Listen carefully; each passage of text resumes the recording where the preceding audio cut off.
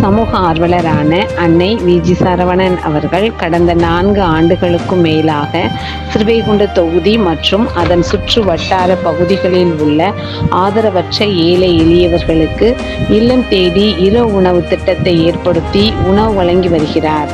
இந்நிலையில் தமிழக வெற்றிக் கழகத்தின் ஐம்பெரும் கொள்கை தலைவர்களுள் ஒருவரான சமூக ஆர்வலர் அஞ்சலை அம்மாளை கொள்கை தலைவராக அறிவித்ததன் ஏற்பால் தமிழக வெற்றிக் கழகத்துடன் இணைந்து தமிழக வெற்றிக் கழக தலைவர் தளபதி திரு விஜய் அவர்களின் ஆசியுடன் கழக பொதுச் செயலாளர் அண்ணன் புசியன் ஆனந்த் அவர்களின் வழிகாட்டுதலின்படியும் 9/10/2025 அன்று ஸ்ரீவைகுண்டம், கோட்டைக்காடு, உண்டியலூர், ஏரல், கீழமங்கலக்குறிச்சி, சிறுதண்டநல்லூர் ஆகிய பகுதிகளில் உள்ள ஆதரவற்ற ஏழை எளியவர்களுக்கு மதிய உணவும் அண்ணா நகர், கொட்டாரக்குறிச்சி, ஆறுமுகமங்கலம், அரசங்குளம், மாரமங்கலம், இடையர்காடு, சம்படி காலனி, மேலச்சம்படி மற்றும் அதன் சுற்று வட்டார பகுதிகளில் உள்ள ஏழை எளியவர்களுக்கு இரவு உணவும் தமிழக வெற்றிக் கழகம் தூத்துக்குடி மேற்கு மாவட்டம்